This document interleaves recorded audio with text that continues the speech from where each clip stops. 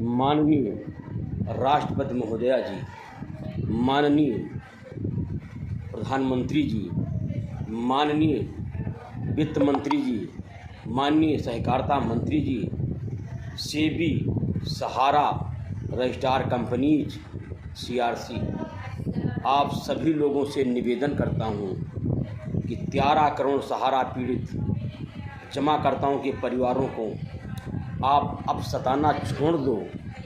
बहुत कष्ट दिया है आपने उनको। सभी लोग बहुत ही पीड़ित अवस्था में हैं।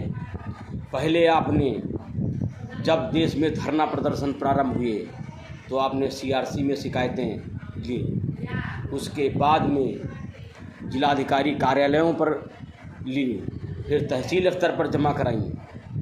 उन सबको किस स्थिति में है देश के किसी भी जमाकर्ता को नहीं ज्ञात है। अब माननीय अमित शाह जी द्वारा एक 4 सोसाइटियों के भुगतान हेतु पोर्टल बनाया गया है। पोर्टल पर जिस तरीके से पोर्टल को काम करना चाहिए उस तरीके से पोर्टल काम ही नहीं कर रहा है। भुगतान 10,000 कहा जा रहा है, कितना करोगे ये भी ज्ञात नहीं है। ऐसे अंधेर शासन से क्या फ़ायदा है। पहले लोगों ने जमा किया 3-3, 4-4 रुपये फ़ोटो कापी से लेकर रजिस्टर्ड डाक द्वारा भेजा, खर्च हुए। पुनः जो है जिलाधिकारी कार्यालयों में 2-2 दिन तक लाइन में ला करके फार्म जमा किए, उसमें 100-100, 200 रुपये खर्च हुए। दिन की मजदूरी गई, दिहाड़ी गई। उसके बाद अब पोर्टल पर 400, 500, 700 रुपये जो भी लग रहा है गरीब लगा रहे हैं, परंतु भुगतान का कहीं पर भी कोई अता पता नहीं है। काफ़ी योजनाएं ऐसी हैं जैसे रियल एस्टेट, हाउसिंग, क्यूसाप, अन्य योजनाएं, उनके बारे में कुछ भी बताया नहीं गया कि इनका भुगतान होगा नहीं होगा, पोर्टल पर होगा कि सुब्रत राय सहारा करेंगे, कि सरकार करेगी, सुप्रीम कोर्ट करेगा, कौन भुगतान देगा, किसके आदेश से भुगतान होगा, कुछ भी देश के जमाकर्ताओं को ज्ञात नहीं है। आज टैक्स लगा करके आम जनता पर टैक्स प्रत्यक्ष और अप्रत्यक्ष करा लगा करके बांटना, देश के संवैधानिक पदों पर जो बांट रहे हैं उसमें अपना सीना ठोक करके कह रहे हैं कि मैं ये योजनाएं चला रहा हूँ, मैं योजनाएं चला रहा हूँ। हम लोग तो केवल अपना ही पैसा मांग रहे हैं, न्याय मांग रहे हैं, धर्म की बात कर रहे हैं, फिर भी आप लोग मौन हैं। आप लोगों को इसमें अपना सीना दिखाना चाहिए कितने इंच का है, कितनी चौड़ी छाती है, क्योंकि ये न्याय संगत बात है, धर्म संगत बात है, पीड़ित लोगों की आवाज़ है, पीड़ित लोगों के परिवारों की आवाज़ है।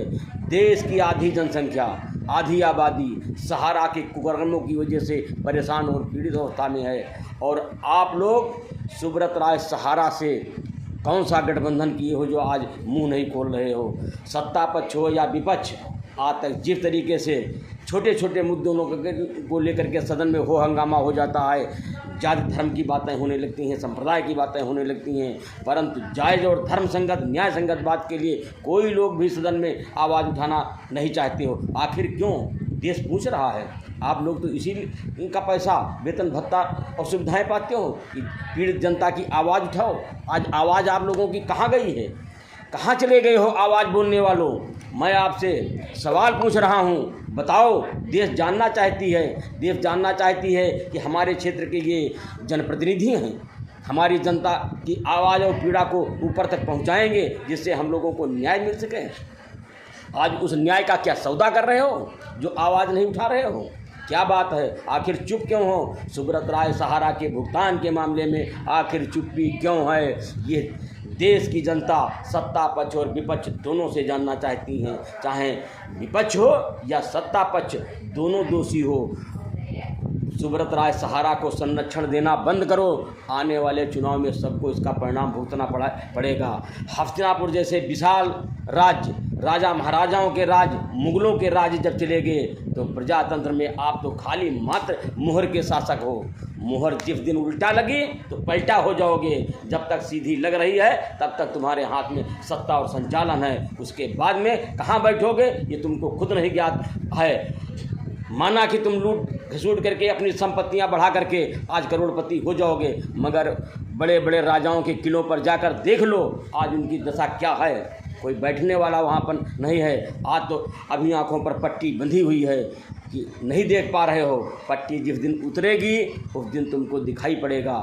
इसीलिए मैं कहना चाहता हूँ, पुनः निवेदन करना चाहता हूँ कि सहारा से पीड़ित जमाकर्ताओं की आत्मा से खिलवाड़ मत करो। ये दुखी आत्मा हैं और देश की दुखी जनता, देश की पीड़ित जनता, देश की उसकी आवाज़ नहीं बन रहे हो। याद रखना कि पीड़ित की आवाज़ न बनना महा पाप होता है और इस पाप के भागीदार आप लोग हैं। ये जो भुगतान नहीं हो रहा है इसके लिए संवैधानिक पदों पर बैठे हुए लोग जिम्मेदार हैं, उनकी ही जिम्मेदारी है, उनकी संरक्षण की वजह से ये भुगतान नहीं हो रहा है। वरना जिस देश की आधी जनता पीड़ित हो एक संस्था से और वो जो है भुगतान न करे, इतनी ताकत है। जिस दिन जनता आप लोगों के से हटेगी उस दिन जनता खुद भुगतान ले लेगी। जय हिंद, जय भारत, जय जवान, जय किसान, जय उत्पीड़ित सहारा निवेशक जिंदाबाद।